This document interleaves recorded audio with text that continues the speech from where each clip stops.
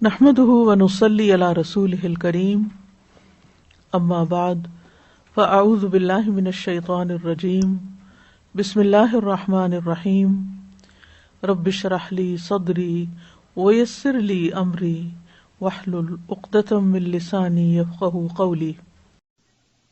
نماز کے بعد کے اذکار، ایک بار اللہ اکبر کہنا اور اونچی آواز میں۔ ابن عباس کہتے ہیں میں نبی صلی اللہ علیہ وسلم کی نماز کے مکمل ہونے کو تکبیر کی وجہ سے سمجھ جاتا تھا، یعنی سلام پھیرنے کے بعد آپ اللہ اکبر کہتے۔ نمبر 2، 3 بار استغفر اللہ کہنا، میں اللہ سے بخشش مانگتا ہوں۔ صبان کہتے ہیں کہ رسول اللہ صلی اللہ علیہ وسلم جب اپنی نماز سے فارغ ہوتے تھے تو 3 مرتبہ استغفار فرماتے۔ ولید کہتے ہیں کہ میں نے اوزائی سے پوچھا آپ استغفار کس طرح فرمایا کرتے تھے، تو انہوں نے کہا آپ اس طرح فرماتے استغفر اللہ استغفر اللہ استغفر اللہ۔ اس کی کیا حکمت ہے نماز کے بعد استغفار کرنے کی؟ استغفار کا مطلب ہے بخشش مانگنا، یعنی اگر کوئی ہم سے غلطی ہو گئی ہے، بھول چوک ہو گئی ہے تو اللہ تعالیٰ اس کو معاف کر دینا اور ہماری نماز قبول کر لینا، غلطی معاف کر کے۔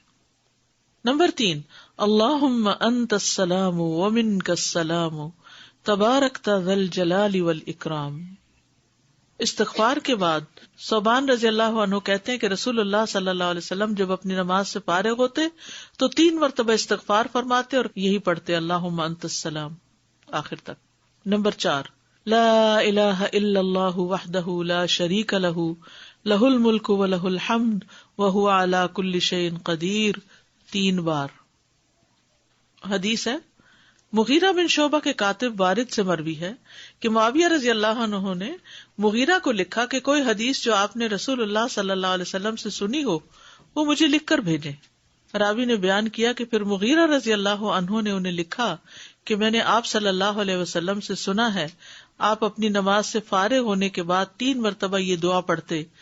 یہ پیغمبروں کی دعا ہے نا جو عرفہ کے دن سب پیغمبروں نے مانگی، لا الہ الا اللہ وحدہ لا شریک لہ لہ الملک ولہ الحمد وہو علی کل شیء قدیر۔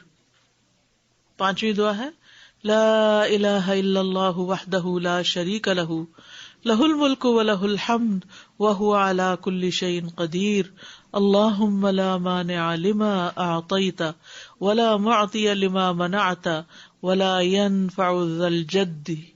ایک روایت میں منک الجد بھی آتا ہے، یہ اگلی روایت ہے ولا ينفع ذا الجد منک الجد۔ 6ٹھی دعا ہے لا الہ الا اللہ وحدہ لا شریک لہ لہ الملک ولہ الحمد یحیی ویمیت وہو حی لا یموت بیدہ الخیر وہو علی کل شیء قدیر۔ یہ دعا اور کس موقع پہ پڑھی جاتی؟ بازار جاتے ہوئے، کئی لاکھ نیکیوں کا ثواب ہے جو بازار میں یہ دعا پڑھ لے۔ اللہم لا مانع لما اعطیت ولا معطی لما منعت ولا ينفع ذا الجد منک الجد۔ ترجمہ دیکھ رہے ہیں نا آپ سامنے، 3 بار پڑھنا، ٹھیک ہے، یعنی لا الہ الا اللہ وحدہ 3 بار اور پھر اللہم لا مانع۔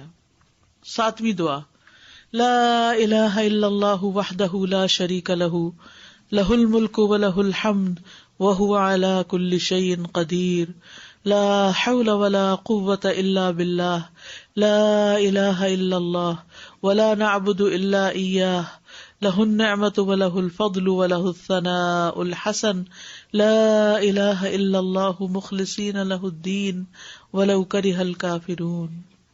اس میں سے کچھ دعائیں ایاک نستعین میں بھی ہیں اور نمازوں کے بعد کے اذکار کا کارڈ بھی موجود ہے الگ سے، اس میں یہ دعائیں ہیں۔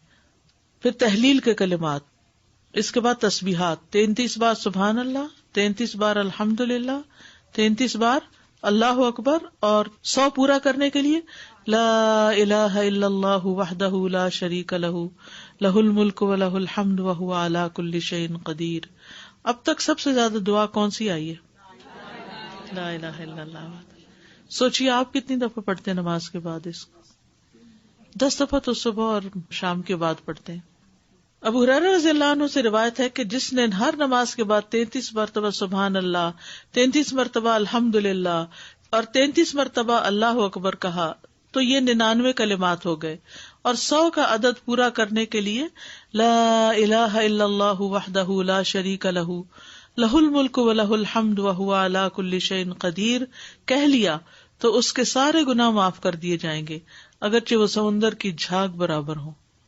1.5 منٹ لگتا ہے، 1.25 منٹ لگتے ہیں جس میں آپ یہ سارا عمل کر سکتے ہیں۔ اور اللہ سبحانہ وتعالیٰ کو وہ عمل زیادہ پسند ہے جو روزانہ کیا جائے، ادومھا، دوام سے کیا جائے، اللہ کہ کوئی مجبوری ہو۔ اس میں آپ دیکھیے نماز پڑھ لی آپ نے 10 منٹ میں، فرض پڑھ لیے تو یہ 2 منٹ میں کیا مشکل ہے، 2 سے بھی کم منٹ لگتے ہیں۔ بعض روایات میں اللہ اکبر 34 بار پڑھنے کا بھی آتا ہے۔ یہ تسبیحات 10 دفعہ بھی پڑھی جا سکتی ہیں۔ عبداللہ ابن عمر سے مروی ہے کہ نبی صلی اللہ علیہ وسلم نے فرمایا 2 خصلتیں یا 2 عادتیں ایسی ہیں کہ اگر کوئی مسلمان بندہ ان کی پابندی کر لے تو جنت میں داخل ہوگا۔ پابندی اور وہ بہت آسان ہے مگر ان پر عمل کرنے والے بہت کم ہیں۔ ایک یہ ہے کہ ہر نماز کے بعد 10 مرتبہ سبحان اللہ، 10 مرتبہ الحمدللہ اور 10 مرتبہ اللہ اکبر کہے تو زبان کی ادائیگی کے اعتبار سے 150 بار ہے، یعنی ساری نمازوں میں، مجموعی طور پر 5 نمازوں کے بعد، اور ترازو میں 1500 ہوں گے۔ اور جب سونے کے لیے اپنے بستر پر آئے تو 34 بار اللہ اکبر، 33 بار الحمدللہ اور 33 بار سبحان اللہ کہے۔ زبان کی ادائیگی کے اعتبار سے تو یہ 100 ہے مگر میزان میں یہ تسبیحات 1000 ہوں گی۔ رات کو جو سوتے ہوئے پڑھے جاتے تسبیحات فاطمہ، سب تھکاوٹ اتارنے کے لیے۔ یقیناً میں نے رسول اللہ صلی اللہ علیہ وسلم کو دیکھا، آپ انہیں اپنے ہاتھ سے شمار کرتے تھے۔ صحابہ نے پوچھا اللہ کے رسول یہ کیسے ہے کہ یہ آسان عمل ہے مگر ان پر عمل کرنے والے تھوڑے ہیں؟ آپ نے فرمایا سوتے وقت میں کسی کے پاس شیطان آ جاتا ہے اور پہلے اس سے کہ وہ تسبیح پوری کرے وہ اسے سلا دیتا ہے، اور اسی طرح اس کی نماز میں شیطان آ جاتا ہے اور یہ تسبیحات پڑھنے سے پہلے ہی کوئی کام یاد دلا دیتا ہے۔ ہوتا تو یہی ہے نا، حقیقت ہے۔ آپ کو شاید میں نے پہلے بھی بتایا ہو کہ ہاتھ پر تسبیح پڑھنا جو ہے کچھ مشکل نہیں، اور دائیں ہاتھ پہ صرف کیسے پڑھیں گے آپ؟ سبحان اللہ سبحان اللہ سبحان اللہ، اور اوپر سے اب نیچے آ جائے سبحان اللہ سبحان اللہ سبحان اللہ سبحان اللہ سبحان اللہ سبحان اللہ، نیچے سے اوپر، اور پھر سبحان اللہ سبحان اللہ سبحان اللہ اوپر سے۔ تو یہ ہم 2 ہاتھوں پہ الگ الگ پڑھتے ہیں نا، اور بایاں ہاتھ بھی لگاتے ہیں، تو اس سے افضل کیا ہے ایک ہی ہاتھ پر 33 بار پڑھنا، اور جب یہ پورا ایک ہاتھ اوپر نیچے دونوں طرف ہو جائے تو 3 بس مزید پڑھ لینا۔ آپ کر کے دیکھیے، بہت آسان ہے۔ شروع میں جب مجھے پتا چلا کہ ایک ہاتھ پہ پڑھنا ہے تو میں تو بڑی پریشان ہوئی کہ میں تو ہر وقت کنفیوز ہی رہوں گی کہ کتنا پڑھا کتنا نہیں۔ تو پھر میں الحمدللہ عمرے پر گئی ایک بار، تو اس میں مدینہ میں تو مغرب کے بعد جیسے بیٹھ جاتا ہے نا عشاء تک، تو میرے ساتھ ہی کوئی جاپنیز لڑکی تھی یا کوئی کورین یا ایسی کوئی تھی، تو بہت اچھے طریقے سے ادب آداب کے ساتھ اپنے بیٹھی ہوئی ذکر کر رہی تھی۔ تو پھر اچانک میری نگاہ اس کے ہاتھ پر پڑی تو وہ یہی کر رہی تھی، اوپر سے نیچے نیچے سے اوپر۔ تو میں نے کہا اوہ اتنا آسان ہے، کیونکہ میں جب ایک ہی ہاتھ پہ 2 دفعہ پڑھتی تو کبھی کہتی پتہ نہیں پڑھا ہے 1 دفعہ پڑھا کہ 2 دفعہ۔ تو اس طرح اب اتنا آسان ہو گیا اور بڑے سکون سے پڑھا جاتا ہے۔ جہاں سے مرضی شروع کریں، جیسے آپ کا طریقہ ہے، میرا طریقہ چونکہ یہاں سے شروع کرنے کا تھا تو اس لیے نیچے سے 3 اوپر، تو اوپر سے نیچے 3۔ بعض لوگ تو 100 کے لیے پتہ نہیں یہ بھی بتاتے یہاں سے ایسے پھر ایسے پھر ایسے پھر ایسے، پھر مجھے جھنجٹ لگتا ہے، کیونکہ انگلیاں بھی مستنطقات ہیں نا، قیامت کے دن بولیں گی۔ 25 بار تسبیحات پڑھنا، یعنی یہ بھی جائز ہے، ٹھیک ہے۔ آیت الکرسی، جنت میں جانے کا راستہ۔ رسول اللہ صلی اللہ علیہ وسلم نے فرمایا جو شخص ہر فرض نماز کے بعد آیت الکرسی پڑھے اس کو موت کے علاوہ کوئی چیز جنت میں جانے سے نہیں روک سکتی۔ سبحان اللہ۔ یعنی نماز پڑھی اور نماز کے بعد آیت الکرسی پڑھ کے آپ دیکھیے کتنی دیر لگتی ہے، شاید ہارڈلی منٹ بھی نہ لگتا ہو، اور یہ سب سے افضل آیت ہے۔ ابو ذر غفاری کہتے ہیں کہ میں مسجد حرام میں داخل ہوا اور رسول اللہ صلی اللہ علیہ وسلم کو اکیلے دیکھ کر آپ کے پاس آ کر بیٹھ گیا۔ میں نے کہا یا رسول اللہ کون سی آیت سب سے افضل ہے جو آپ پر نازل ہوئی؟ آپ نے فرمایا آیت الکرسی۔ کرسی کے مقابلے میں 7 آسمان اس طرح جیسے بیابان زمین میں کوئی چھلا پڑا ہوا، اور پھر کرسی کے مقابلے میں عرش کا حجم اس طرح ہے جیسے اس چھلے کے مقابلے میں بیابان کا وجود۔ قرآن کریم میں سب سے عظیم آیت ہے۔ جو آپ نے ابی ابن کعب سے پوچھا تھا تو انہوں نے جب جواب دیا تو آپ نے فرمایا کہ ابو المنذر تمہیں علم مبارک ہو. اس کے پڑھنے سے ایک محافظ آ جاتا ہے اور شیطان قریب بھی نہیں پٹکتا. جنات سے بچانے والی آیت ہے یہ. وہ آیت جو سورۃ البقرہ میں ہے، اسے کوئی شام کو پڑھے گا تو صبح تک پناہ میں رہے گا، جو صبح پڑھے گا شام تک ہم سے پناہ میں رہے گا، یعنی جنات سے. معوذات، سورۃ الاخلاص، سورۃ الفلق، سورۃ الناس، یہ بھی ایک ایک بار پڑھنا ہوتی ہے نماز کے اذکار میں. عقبہ بن عامر کہتے ہیں کہ رسول اللہ صلی اللہ علیہ وسلم نے مجھے حکم دیا تھا کہ میں ہر نماز کے بعد معوذات پڑھا کروں. ہر نماز کے بعد معوذات پڑھا کروں. معوذات کی فضیلت کیا ہے؟ ان کی مثل پچھلی کتب میں کوئی صورت نہیں. یہ اتنی افضل صورتیں ہیں. رسول اللہ صلی اللہ علیہ وسلم نے فرمایا، اے عقبہ بن عامر، کیا میں تمہیں ایسی صورتیں نہ سکھاؤں جو نہ تورات میں نازل ہوئی، نہ زبور میں، اور نہ انجیل میں، اور نہ ان جیسی فرقان میں ہیں؟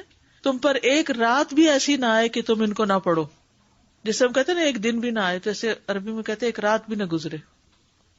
رسول اللہ صلی اللہ علیہ وسلم نے فرمایا، تم نہیں دیکھتے کہ آج کی رات ایسی آیات اتری ہیں کہ ان کی طرح کبھی دیکھی نہیں گئی، اور وہ ہیں قل اعوذ برب الفلق اور قل اعوذ برب الناس. انتہائی بلیغ صورتیں ہیں. سب سے افضل تعوذ ہے یہ. پہلے نبی صلی اللہ علیہ وسلم اور کلمات پڑھتے تھے، جب یہ صورتیں نازل ہوئی تو اور ذکر چھوڑ کر انہی کو پڑھنے لگے.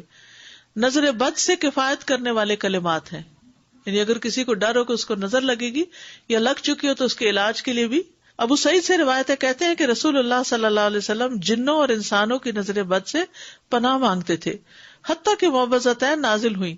پھر جب معوذتین نازل ہوئی تو آپ نے ان کو لازم پکڑ لیا اور ان کے سوا دوسروں کو ترک کر دیا. نمبر 11، رب اعنی علی ذکرک و شکرک و حسن عبادتک. معاذ بن جبل کہتے ہیں کہ رسول اللہ صلی اللہ علیہ وسلم نے میرا ہاتھ پکڑا اور فرمایا، میں تم سے محبت رکھتا ہوں اے معاذ. میں نے عرض کیا، میں بھی آپ سے محبت کرتا ہوں یا رسول اللہ. تو رسول اللہ صلی اللہ علیہ وسلم نے فرمایا، تم پابندی سے ہر نماز میں یہ دعا مانگا کرو، رب اعنی علی ذکرک و شکرک و حسن عبادتک. اور آپ نے یہ ان کو وصیت کی تھی کہ کبھی نہ چھوڑنا اس کو. نمبر 12، رب قنی عذابک یوم تبعث عبادک. اے رب، مجھے اس دن کے عذاب سے بچانا جس دن تو اپنے بندوں کو اٹھائے گا. پھر ہے نمبر 13، اللہم انی اعوذ بک من الکفر والفقر وعذاب القبر. کفر، فقر اور عذاب قبر سے تیری پناہ میں آتا ہوں اے اللہ. پھر اللہم اغفر لی ما قدمت وما اخرت وما اسررت وما اعلنت وما اسرفت وما انت اعلم به منی انت المقدم وانت المؤخر لا الہ الا انت. یہ اگلے پچھلے ظاہری باطنی سب گناہوں کی معافی کا اعلان ہے اس میں. پھر 15 نمبر پہ سبحانک اللہم و بحمدک استغفرک و اتوب الیک. اچھے عمل پہ مہر لگانے والے کلمات ہیں یہ. یعنی جو شخص کسی مجلس میں بیٹھے پھر اس سے کچھ غلط باتیں ہو جائیں تو جب یہ کلمات آخر میں پڑھے گا تو وہ معاف ہو جائیں گے، کفارہ ہو جائے گی اس مجلس کا. نمبر 16، رب اغفر لی وتب علی انک انت التواب الغفور. ایک انصاری صحابی کہتے کہ میں نے رسول اللہ صلی اللہ علیہ وسلم کو نماز کے بعد یہ دعا 100 دفعہ پڑھتے ہوئے سنا، رب اغفر لی وتب علی انک انت التواب الغفور. پھر اللہم انی اعوذ بک من الجبن واعوذ بک ان ارد الی ارذل الامور واعوذ بک من فتنۃ الدنیا واعوذ بک من عذاب القبر. پھر ہے اللہم اغفر لی وارحمنی واہدنی وارزقنی. استاذہ، ان ساری دعاؤں کو آرڈر میں پڑھنا ضروری ہے یا کسی بھی آرڈر میں؟ یہ تو لکھنے کی ترتیب ہے، لیکن شروع کے جو ہے نا اللہ اکبر استغفر اللہ استغفر اللہ استغفر اللہ اللہم انت السلام منک السلام، یہ آرڈر میں تینوں پڑھنا ہے. ٹھیک ہے. اس کے بعد آپ آیت الکرسی پڑھیں یا تسبیحات پڑھیں یا پھر جو بھی دعا چاہیں پڑھیں. ان میں سے یہ ہے کہ ایک پوسٹر بھی بنایا گیا تھا اور ایک انشاءاللہ یہاں بھی میں چاہ رہی تھی کہ چھپوا کے دے دیں. اس میں یہ ساری تو نہیں آ سکیں گی لیکن موٹی موٹی دعائیں جو ہیں وہ آ جائیں گی. تو میں نے تو جو اپنا قرآن مجید ہے وہ ایک پرنٹ آؤٹ سا نکال کے ان دعاؤں کا، قرآن مجید کے جو جسے دیکھ کے پڑھتے ہیں نماز میں، اس کے اندر نشانی کے طور پہ اس کو رکھا ہوا پلاسٹک میں ڈال کے. تو جب میں نماز شروع کرتی ہوں تو اس کو نکال کے سائڈ پہ رکھ لیتی ہوں. جب نماز ختم کرتی ہوں تو پھر جو یاد ہیں اور جو نہیں پوری طرح یاد ان کو جو یاد ہے بس ہنٹ دیکھتی جاتی ہیں اور پڑھتی جاتی ہیں، جو نہیں یاد ان کو دیکھ کے پڑھ لیتی ہیں. تو اس سے کیا فائدہ ہوتا ہے کہ اس طرح پڑھی جاتی ہیں، ورنہ تو وہ بھی بھول جاتا کون کون سی تھی. یا تو بچپن میں یہ سب سیکھ لیتے نا، پھر مشکل نہیں. جیسے نماز ہم نے اول سے آخر سیکھی ہوئی ہے نا، تو وہ ایک گاڑی دوڑ پڑتی ہے. لیکن یہ دعائیں تو ہم نے بڑے ہو کر ہی سیکھی ہے نا، اور کچھ نئی نئی پھر پتہ چل جاتی ہے تو وہ ایڈ ہو جاتی ہیں. تو اس طرح بھی آپ آسانی سے رکھ سکتے ہیں تاکہ یاد رہے. یا آپ کہیں سائڈ پر پیسٹ کر دیں اور آپ پڑھتے رہیں، جب دعا بھول جائے تو ذرا سا ایک نظر ریمائنڈر کے لیے دیکھ لیں، کسی وال پہ لگا دیں، کپبورڈ پہ قریب ہی جہاں آپ نماز پڑھتے ہو. دور کہیں چلے گی تو پھر رہ جائے گی. بک سٹور سے بڑا سا پوسٹر بھی ملتا ہے، اگر کسی کے گھر میں ایسی وال ہے جس پہ فل سائز پوسٹر آ جائے تو وہ بھی لگایا جا سکتا ہے. لیکن چھوٹے انشاءاللہ ہم چھپوا رہے ہیں تو وہ بھی آپ کو دے دیں گے. اردو انگلش ترجمے والے کارڈز کچھ موجود ہیں، اگر آپ وہ لے لینا، کیونکہ ہر وقت کتاب نہیں ساتھ اٹھائی جا سکتی. آپ کے بیگ میں ہو رکھا ہوا، کہیں بھی آپ سفر پر بھی ہیں، کہیں بھی ہو، نماز کے بعد بیگ سے نکال کے پڑھ لیتے ہیں. الہدا کی ایپ پر بھی ہیں، اس پہ ڈاؤن لوڈ کر لیں. بس میں تو نماز ہو، قرآن کا وقت ہو، لیسن کی تیاری کا ہو، ڈر کے مارے فون کو ہاتھ نہیں لگاتی. جی سفر کے لیے ٹھیک ہے، کیونکہ فون کو ہاتھ لگ گیا تو بچنا مشکل ہے اور خوشبو بھی چلا جاتا ہے. اور ویسے بھی دیکھیے مصحف سے دیکھ کے یا ایک سالڈ چیز سے دیکھ کے پڑھنا اور ہی بات ہے. استاذہ یہ ابھی ذکر میں جو ہم نے معوذتین پڑھی تو کیا ہر دفعہ، کیونکہ ہم 3 دفعہ پڑھتے ہیں، ایک دفعہ کافی نہیں تو اس میں ہر سورت سے پہلے بسم اللہ پڑھنی مطلب ضروری ہے کہ نہیں؟ سورہ الاخلاص پڑھی، پھر اس کے بعد جب سورہ فلق شروع کریں گے تو بسم اللہ دوبارہ اس کے ساتھ؟ ضروری نہیں ہے، کیونکہ بسم اللہ 2 سورتوں کے بیچ میں نشان ہے کہ ایک سورت ختم ہوئی اور دوسری شروع ہوئی. وہ مستقل آیت ہے، آیا مستقلہ، وہ سورت کا حصہ نہیں ہے. ٹھیک ہے، تو اس کے بغیر بھی سورت پڑھی جا سکتی ہے. ٹھیک ہے، مطلب ذکر کرتے ہوئے کنٹینیوسلی. جی ہاں پڑھ سکتے ہیں. جزاک. جی استاد، جیسے میں فجر کی نماز پڑھتی ہوں تو میری بیک میں پرابلم ہے، مجھے آرتھرائٹس ہے، تو میں کوشش کرتی ہوں کہ اپنی جو دعائیں ہیں وہ اپنے بیڈ پہ بیٹھ کے ذرا کمر کو ٹیک لگا کے پڑھ لوں. تو از اٹ اوکے؟ بیڈ کے قریب ہی مصلی ہوتا ہے؟ جی بس ٹھیک ہے. مجھے صرف دعا کے حوالے سے سوال کرنا تھا کہ ہم دعا کرتے ہیں نیک بندوں کے لیے اور صالحین کے لیے. بظاہر جو لوگ نیک اور صالحین کی کیٹیگری میں نہیں آتے، ہم جج نہیں کر رہے، لیکن بظاہر کیا ہم ان کے لیے دعا کر سکتے ہیں؟ سب کے لیے. ہمارا گمان یہ ہونا چاہیے کہ کچھ لوگوں کی نیکیاں ظاہر ہوتی ہیں اور کچھ کی ہڈن ہوتی ہیں. جی بالکل. ہم ان کے نام لے کے بھی کر سکتے ہیں. نماز میں تو نہیں نام لیں گے، لیکن بعد میں جی کر ہاں سکتے ہیں. بالکل کر سکتے. Thank you. اساتذہ اگر ہم جیسے فجر نماز کے بعد ہم بیٹھے اذکار کر رہے ہیں تو ان بٹوین جیسے ہم اٹھتے ہیں جیسے بچوں کو اٹھانے کے لیے پریئر کے لیے ایسے، تو اس کا پھر کیا ہوتا ہے؟ یعنی وہ سلسلہ مطلب معذوری ہے، مجبوری ہے، کیونکہ میں کرتے کرتے جا رہی ہوں کیونکہ اتنا گلٹی فیل ہوتا ہے کہ اگر ان کی نماز چلی گئی ہمارے ذکر اذکار ایگزیکٹلی وہ دونوں طرف ہو رہا بڑا نقصان ہے. جی تو پھر واپس آ کے بیٹھ جائیں. ایسی کر رہی ہوتی ہوں تو کر سکتے ہیں. کر سکتے ہیں. جی جزاک اللہ. جب عشاء کی نماز پڑھتے ہیں رات کو تو وہ آخری نماز ہو تو اس کے بعد جو تسبیحات کرتے ہیں تو بیڈ پہ دوبارہ جب جاتے ہیں تو وہ ہو جائے گا بیچ میں 1.5 منٹ کی بات. ٹھیک ہے. نماز فجر اور نماز مغرب کے کچھ دیگر اذکار، یعنی باقی نمازوں کے سب کے ایک ہے، فجر اور مغرب میں کچھ اور بھی ہے. فجر کی سنتوں کے بعد کی دعا پڑھیے آپ سب. اللہم اجعل فی قلبی نورا وفی لسانی نورا واجعل فی سمعی نورا واجعل فی بصری نورا واجعل من خلفی نورا ومن امامی نورا واجعل من فوقی نورا ومن تحتی نورا اللہم آتنی نورا. یہ صحیح مسلم کی روایت ہے. اور عبداللہ بن عباس کہتے ہیں کہ وہ ایک رات رسول اللہ صلی اللہ علیہ وسلم کے ہاں سوئے تو رات کو آپ جاگے، مسواک کی اور وضو فرمایا. اس وقت آپ یہ آیت مبارکہ پڑھ رہے تھے، ان فی خلق السماوات والارض واختلاف اللیل والنہار لآیات لأولی الالباب. یہ آیات تلاوت فرمائی حتیٰ کہ سورت ختم کی.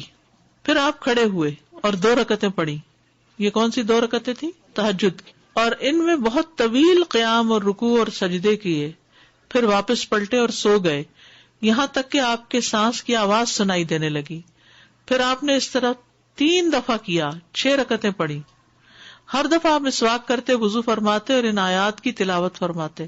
سبحان اللہ، یعنی کتنی مشقت اٹھاتے تھے آپ. پھر آپ نے 3 وتر پڑھے. پھر مؤذن نے اذان دی تو آپ نماز کے لیے باہر تشریف لے گئے اور آپ یہ دعا پڑھ رہے تھے: اللہم اجعل فی قلبی نورا وفی لسانی نورا وجعل فی سمعی نورا وجعل فی بصری نورا وجعل من خلفی نورا ومن امامی نورا وجعل من فوقی نورا ومن تحتی نورا اللہم آتنی نورا. اب تہجد پڑھنے کا ایک اور طریقہ معلوم ہو گیا، کیونکہ سوال تھا نا کہ 8 رکعتیں اکٹھی پڑھی جا رہی ہیں اور پھر ایک اور پڑھی جا رہی ہے ایک ہی سلام سے ساری. تو اسی طرح یہ طریقہ بھی ہے کہ آپ نے 2 پڑھی، پھر آرام کر لیا، پھر 2 پڑھی، پھر آرام کیا، پھر پڑھی. نیکسٹ ہے فجر کی فرض رکعات کے بعد کے اذکار. فجر کی فرض رکعات کے بعد کے اذکار: سبحان اللہ 100 بار، لا الہ الا اللہ 100 بار. ٹھیک ہے. 100 دفعہ والے 2 اذکار. ابو ہریرہ کہتے ہیں کہ رسول اللہ صلی اللہ علیہ وسلم نے فرمایا، جو صبح کی نماز کے بعد 100 دفعہ سبحان اللہ اور 100 دفعہ لا الہ الا اللہ پڑھے، اس کے گناہ معاف ہو جائیں گے اگرچہ وہ سمندر کی جھاگ کے برابر ہو. یہ کب پڑھنے؟ فجر کے بعد. نمبر 2 پڑھیے اس کو: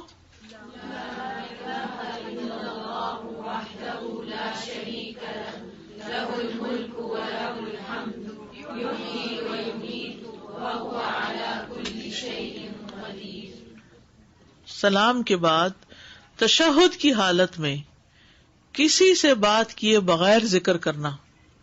کسی سے بات کیے بغیر ذکر کرنا. ابو ذر سے مروی ہے کہ رسول اللہ صلی اللہ علیہ وسلم نے فرمایا، جو شخص فجر کی نماز کے بعد نماز میں تشہد میں بیٹھنے کی طرح اپنی ٹانگ کو دوہرا کیے ہوئے ہو اور کسی سے بات کیے بغیر 10 مرتبہ لا الہ الا اللہ وحدہ لا شریک لہ لہ الملک ولہ الحمد یحیی ویمیت وہو علی کل شیء قدیر پڑھے گا، اس کے لیے 10 نیکیاں لکھ دی جائیں گی، اس کے 10 گناہ معاف کر دیے جائیں گے، اس کے 10 درجات بلند کر دیے جائیں گے، اور وہ اس دن ہر برائی سے محفوظ رہے گا اور اسے شیطان کی پہنچ سے دور کر دیا جائے گا، اور اس دن اللہ کے ساتھ شرک کے علاوہ کوئی گناہ اس لائق نہیں کہ اس کو پکڑ میں مبتلا کر دے. لا علمی جو ہے، نہ علم ہونا جو ہے کتنا نقصان دہ.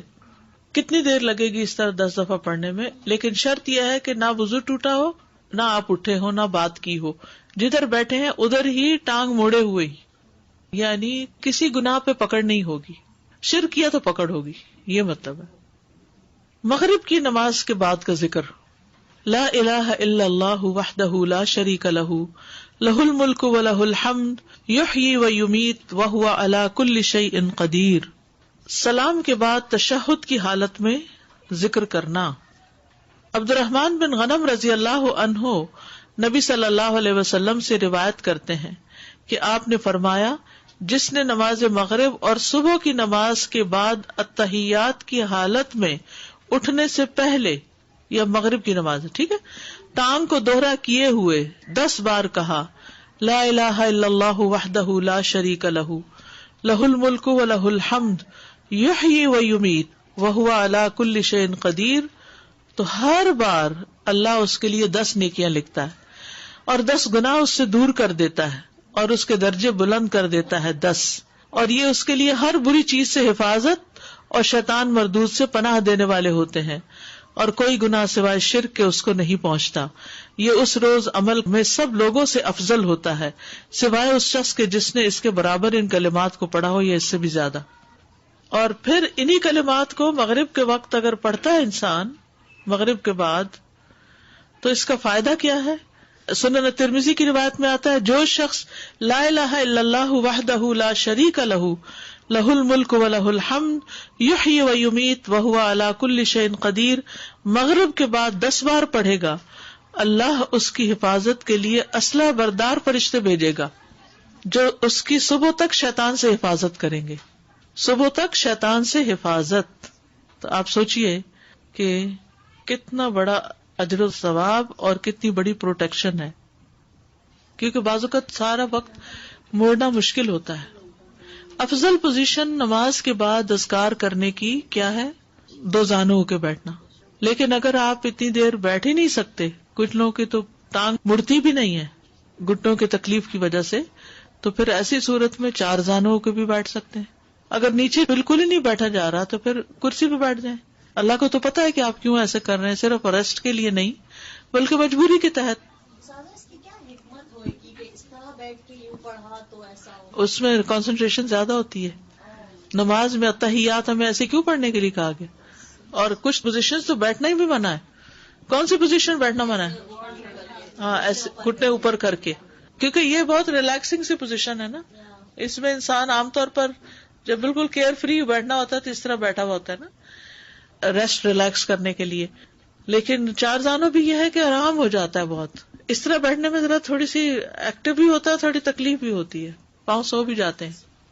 یہ جو بیٹھنے کی ممانعت ہے تو یہ ہر وقت کے لیے ہے یا صرف ذکر کی محفلوں میں اور نماز کے بعد؟ یہ جو گھٹنوں کے اوپر، یہ ہر وقت ہی پسندیدہ نہیں ہے جی، کیونکہ اس میں ننگا ہونے کا بھی احتمال ہوتا ہے. اور اگر کپڑے ٹائٹ ہو تو ویسے ہی اعضاء نظر آ رہے ہوتے ہیں، سی تھرو نہ بھی ہو، ٹائٹ ہو تو جسم کا ہر حصہ الگ نظر آ رہا ہوتا ہے، الگ الگ ٹانگیں نظر آ رہی ہوتی ہیں. فرض نماز کے بعد جو ہماری ترتیب تھی اللہ اکبر اور استغفر اللہ، تو یہ ہم لا الہ الا اللہ جو پڑھیں گے اس کے بعد پڑھیں گے؟ اس کے بعد پڑھیں گے. استاد ایک کوشچن تھا کہ آپ صلی اللہ علیہ وسلم سنت کے بعد فجر کی سیدھی کروٹ لیٹا کرتے تھے، یہ پہلے پڑھا تھا نماز میں. جی ہاں، ایسا سنت؟ جی جی بالکل. جزاک اللہ خیر. میرا سوال، فرض نماز میں جو تیسری اور چوتھی رکعت میں ہم سورہ فاتحہ پڑھتے ہیں، اس کے بعد قرات آپ نے بتایا کہ سنتوں میں بھی ایسے ہی کرتے ہیں؟ جی سنتوں میں بھی ایسے ہی کرتے، قرات پڑھتے ہیں. قرات پڑھتے ہیں، لیکن اگر کبھی بھول جائیں، ہوتا ہے نا کبھی انسان بھول جائے تو نماز ہو جاتی ہے. استاد ہمیں سکھایا ہی نہیں. کبھی سنتوں کے بعد نہیں پڑھی آپ نے قرات؟ اوکے، اب کر لیا کر، اب کریں گے انشاءاللہ. استاذہ یہ میرا کافی عرصے سے کوشچن تھا کہ ابھی بھی ہم نے تشہد کی حالت میں نا یہ پڑھا فتنہ تو مسیح الدجال سے بچنے کی دعا ہے. تو انسان کو ہوتا ہے کہ اتنی دیر تک میں نے کہاں زندہ رہنا ہے. تو یہ تھا میرا کوشچن، یہ کب سے تھا کہ میں نے کہیں سنا تھا آپ کے لیکچر میں کہ قبر میں بھی اس کا سوال کیا جائے گا، اتنا بڑا یہ فتنہ ہے. قبر کا جو وہ نا کہ فتنہ ہے مسیح الدجال کے قریب قریب ہے. وہ قبر کا جو فتنہ ہے، فتنۃ القبر آتا ہے نا دعاؤں میں، اللہم انی اعوذ بک من فتنۃ القبر ومن عذاب القبر. تو فتنۃ القبر کیا؟ قبر کا امتحان، سوالات. تو وہ اتنی سختی سے ہوں گے کہ وہ مسیح الدجال کے فتنے سے قریب تر ہے. وہ فتنہ بھی قبروں میں انسان آزمایا جائے گا.